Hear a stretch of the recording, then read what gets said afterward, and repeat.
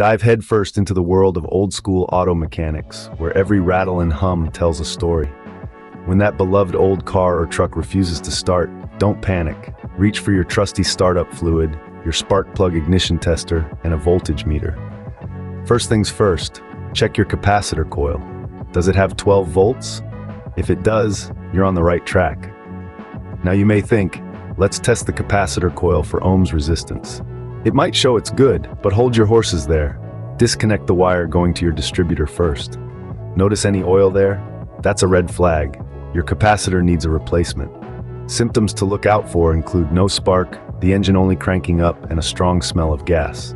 Once you've replaced the capacitor, it's time for some spark plug TLC. Remove, clean, crank up the engine to flush out any lingering fuel. Your cylinders might be flooded.